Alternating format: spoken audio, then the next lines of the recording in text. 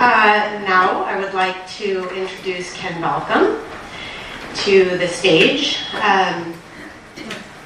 Ken obtained his bachelor's degree in zoology in 1963 from the University of California, Davis. And soon after was employed by the U.S. government as field biologist GS5-7. First in Eastern, some of you know what that means. That means working for free. First in Eastern Pacific large whale research, and later in Central Pacific studying marine birds. During the Vietnam era, he was commissioned by the U.S. Navy to be a pilot and oceanographic specialist. He then did his graduate studies at UC Santa Cruz with Dr. Ken Norris, the world-famous marine mammal biologist. While a graduate student, Ken conducted humpback whale research in the North Atlantic with colleague Dr. Steve Katona, did I say that right? And taught marine biology aboard the RV Regina Maris for Dr. George Nichols. Ken is a pioneer in the photo identification of cetaceans, and is the founder of Orca Survey 1976, a study of Pacific Northwest southern resident killer whale orcas. He founded the nonprofit Center for Whale Research in 1985, and its volunteer, and is its volunteer executive director. He's our senior scientist, and he's the pilot at the helm of our boat.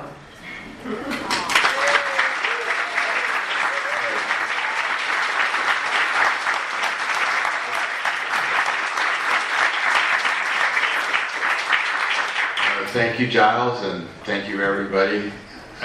The theme of this workshop for me is to thank you all and thank the whales for just a really wonderful lifetime of being in the Northwest and having some of the most amazing neighbors in the world, both whale and people. I tried to write down, I would not have enough paper or enough memory to write down everybody's name that helped over the years. But for this event, thank you, Giles, for amazing amount of work, and Aaron and Lisa and Lodi and Dave and Jane and Astrid and the Exeter crew. And I want to especially thank the auction item volunteers. I'm just blown away at this stuff. I hope that everything sells well, but most importantly, I thank the people who made these amazing contributions. Lodi tells me that there was no trouble in raising in the community the items. They're volunteering stuff. There may be more stuff by the end of the day. I don't know. It's just amazing. I want to thank everybody.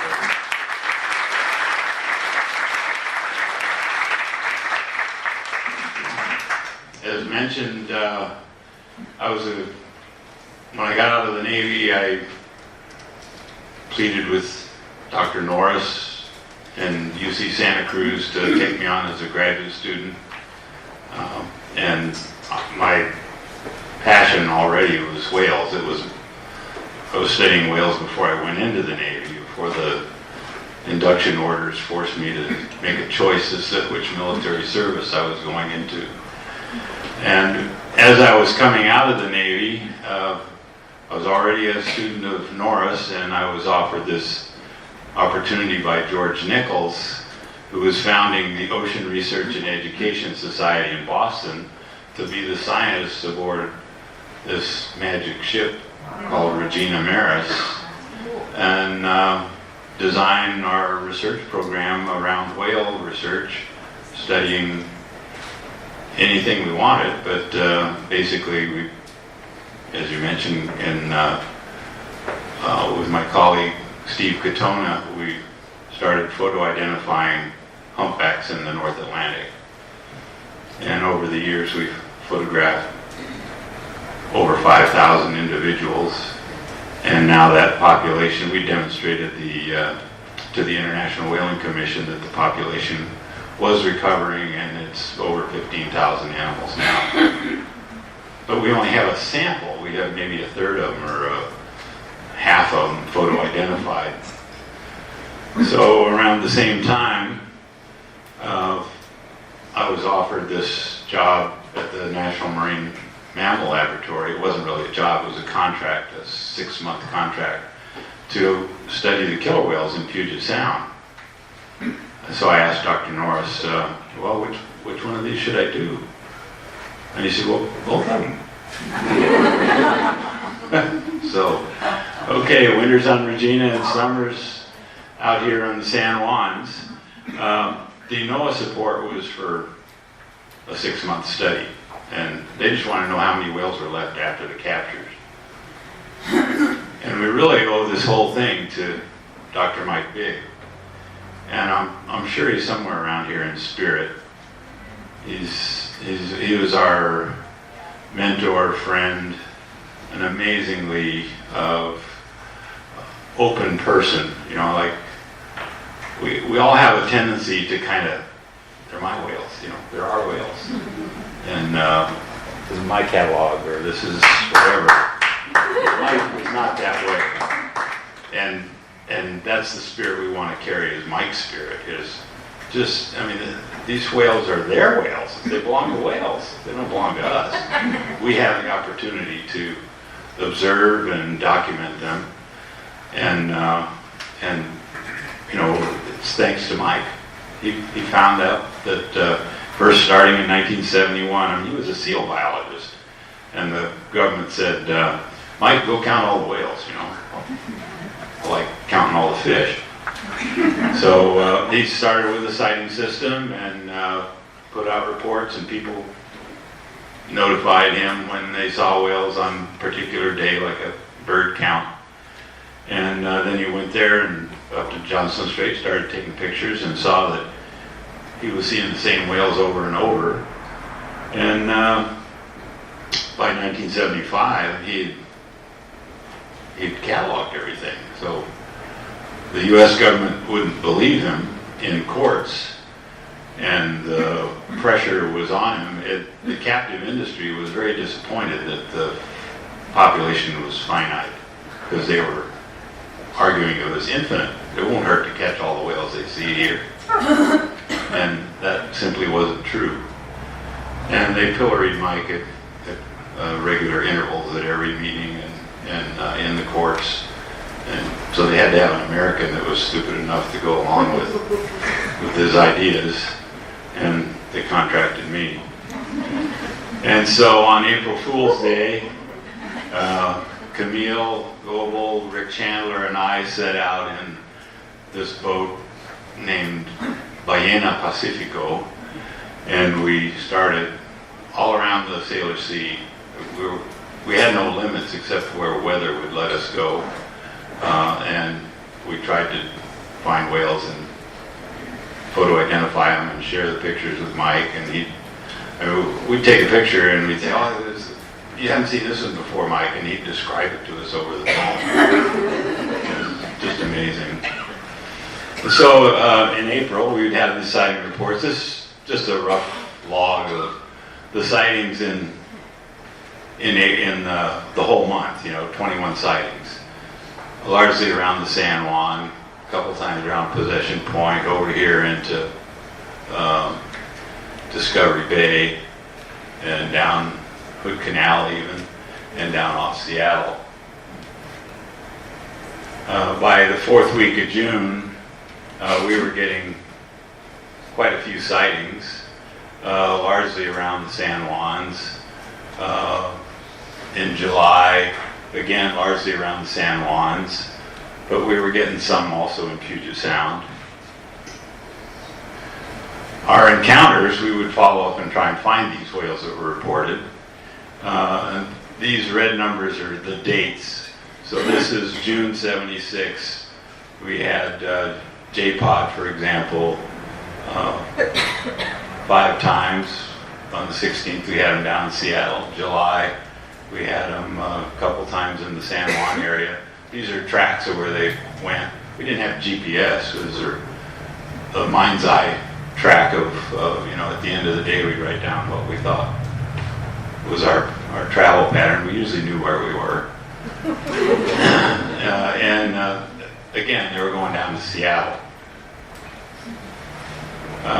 By August and September, they were actually going down there.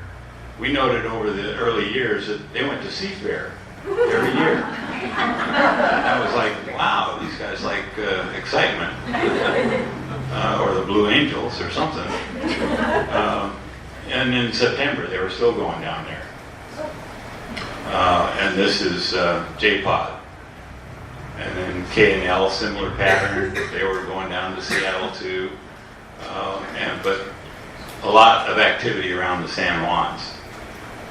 Oops, too fast here. Why were they going there? They were going there for the Chinook. At that time, this is 1975, the Judge Bolt decision on fisheries, that fishing in common with the treaty Indians of the region meant that everybody gets half. And the only way to get half is to enlarge the catch so everybody feels like they got enough fish. So it was basically a free-for-all for about 10 years, and this is just the human harvest, commercial harvest and recreational harvest. 250,000 or more, like 300,000 recreational fish, and another 200 and some thousand commercial fish right after the Bolt decision. It was just like, oh, let's go fishing. And of course, they decimated the Chinook in Puget Sound. And this is an example of the size of fish. 40, 50 pounders were not unusual. And net sizes, with hundreds and hundreds of these fish were also not unusual. And there were sport fishermen everywhere. Everybody still likes to fish. I like to fish. So fish don't have to be afraid of me because I can't catch them. But as mentioned, Earthwatch Institute came to our literally, a friend of mine worked for them, and they forced me to start Earthwatch teams, which was the best thing in the world. We had more than 1,200 volunteers over a 20-year period that joined us for 10 days to help with the photo ID stuff. Wonderful people. Many of them return to this day and are in this room, and our neighbors on the island.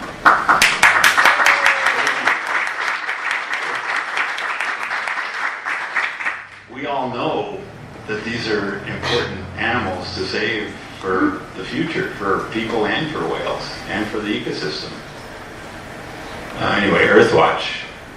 It would have been a big blank in the middle years if it had not been for Earthwatch.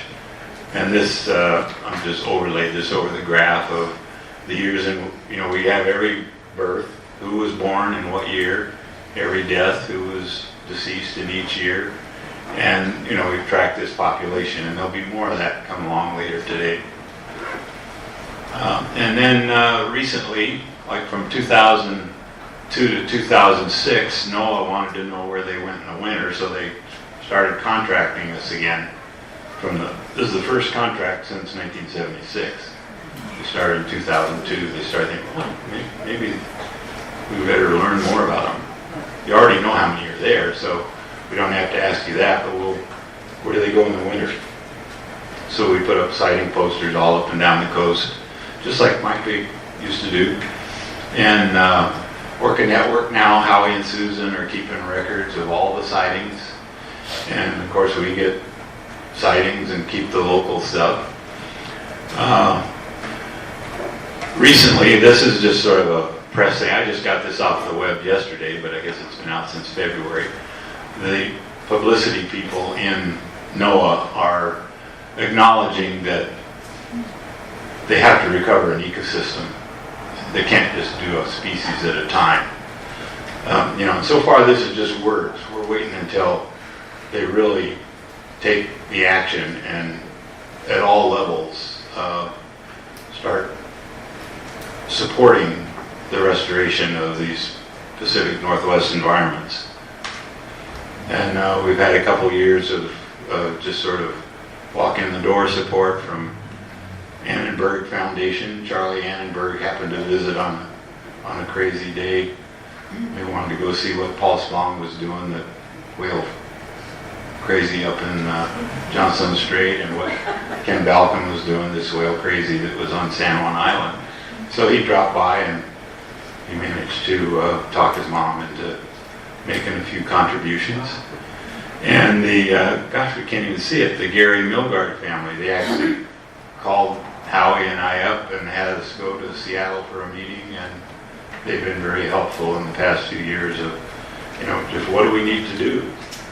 And it was develop more of the sighting network and more of the public interest to move the ball forward in terms of the bureaucratic and political decisions to restore the Pacific Northwest environment.